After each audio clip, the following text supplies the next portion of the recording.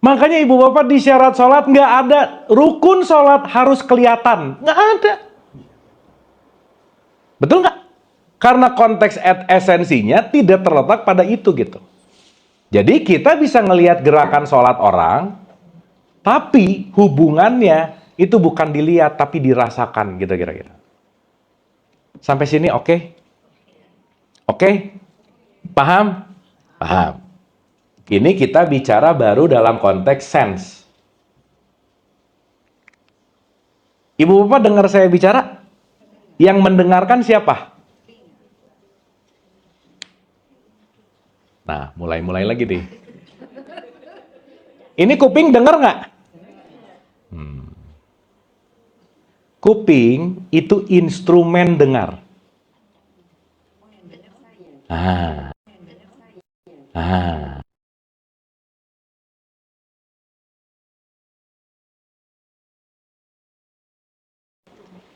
Jadi, kuping instrumen dengar, mata instrumen lihat. Piano instrumen musik. Musiknya ada pada piano nggak? Ini kalau nggak ada yang mainin, bunyi nggak dia? Enggak. Karena dia hanya instrumen. Berarti perlu ada subjeknya nggak?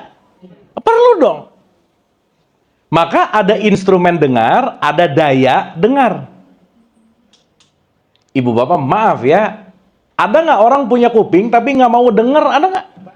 Jangan banyak, gak enak, ada aja lah ya. Dikasih tahu tuh nggak mau denger aja. Berarti yang bermasalah kupingnya nggak? Bisa jadi. Kalau bermasalah instrumen namanya tunarungu. Kalau bermasalah mata namanya tuna netra. Tetapi kupingnya oke, matanya oke, tetap nggak mau dengar dan nggak mau lihat. Berarti yang bermasalah di mana? Berarti ada yang lebih dalam dari panca indera. Itulah namanya jiwa.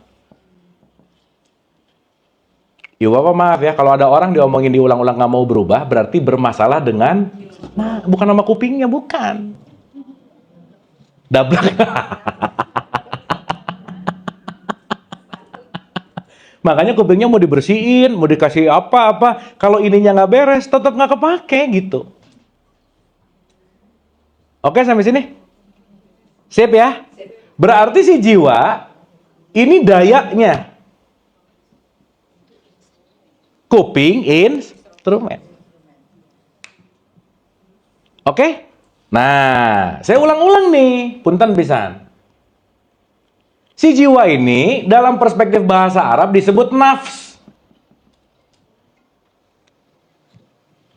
Maka nafs dibagi dua nih. Ada nafs yang positif, ada nafs yang negatif. Yang negatif namanya su.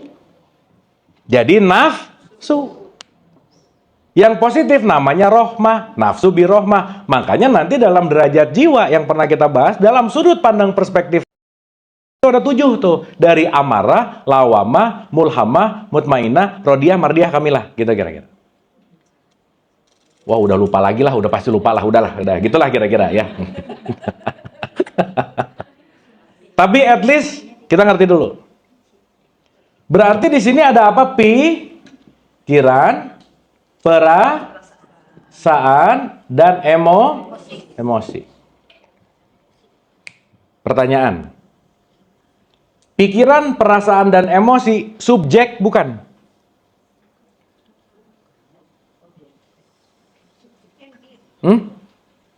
Pikiran, perasaan, dan emosi aku bukan?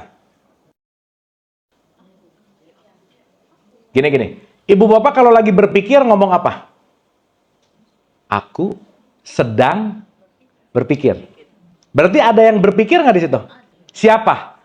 Nah, berarti akunya yang mana?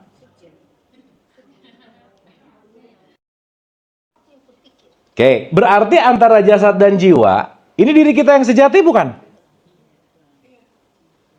Kalau tadi bukan, sekarang iya, gimana? Ulang-ulang ya, ulang-ulang. Gini.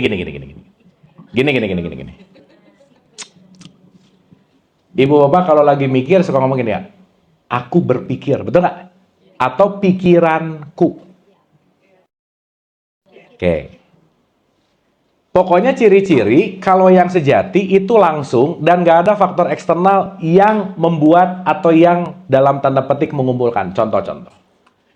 Ibu Bapak sadar atau enggak, tubuh fisik kita cuman kumpulan makanan yang kita kumpulin dari lahir sampai sekarang. Betul nggak? Ya nggak? Ya dong. Dalam tanda petik kita ngumpulin makanan jadi tubuh ini. Makanya dulu segini, naik. Tumbuh. Berarti ada yang mengenerate, ada yang masuk ke dalam tubuh untuk tumbuh. Betul nggak kira-kira? Yes. Clear. Berarti tubuh diri kita yang sejati bukan? Tubuh diri kita yang sejati bukan? Dia ada faktor eksternal. Sampai sini oke? Sampai sini oke? Nah, sekarang saya tanya. Pikiran. Pikiran bisa dipakai kalau ada apa? Data. Data datang dari luar nggak? Berarti pikiran kita datangnya dari luar juga nggak? Berarti pikiran diri kita bukan? Bukan. Pun nanti perasaan dan emosi. Sampai sini oke? Oke, pelan-pelan ya Bu, Pak ya. Ini kita di sini lama-lama dikit, tapi nanti after ini baru nanti ngerti gitu. Baru dapet, oh, aha, gitu. Oke, sekarang saya tanya. Berarti ada jasad dan ada jiwa nih. Pertanyaan. Yang langsung datang dari Allah apa namanya? Ruh. Maka di surat 32 ayat 9 itu disebut aku tiupkan. Dah ya, supaya gampang, saya mau pakai bahas kata ini aja. Di antara ini semua, aku sang sejati I ada di sini. Aku yang sejati I-nya ada di sini. Inilah namanya kesadaran.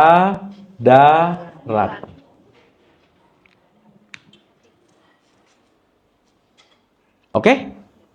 Berarti ada jasad, ada jiwa, ada yang nggak pernah ganti-ganti, yang nggak pernah tuker-tuker, yang nggak pernah off, nggak pernah on, yang mana? Ini dong. Ibu bapak nanti jam 10, jam 11 malam mulai ngantuk nggak? Ini off nih. Betul nggak? Tapi waktu kita tidur, kesadaran ada nggak? Ada. Buktinya mimpi tahu mimpi itu.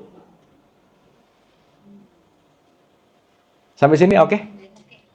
Contoh, ibu bapak pernah ngerasain tidur nyenyak nggak? Nyenyak banget pernah ngerasain? Kenapa tahu tidur nyenyak dari mana? Kenapa tahu begitu? Berarti ada kesadaran yang menyaksikan. Betul nggak? Makanya kalau di ayat kursi, dialah yang terus-menerus mengurus makhluknya, nggak pernah tidur, nggak pernah ngapa-ngapain, nggak pernah off, nggak pernah gimana. Itulah yang disebut sang kesadaran. Sampai sini oke? Nah, sekarang saya tanya. Kesadaran ibu bapak waktu TK sama kesadaran ibu bapak sekarang, kesadaran yang sama nggak? Sama, itu juga.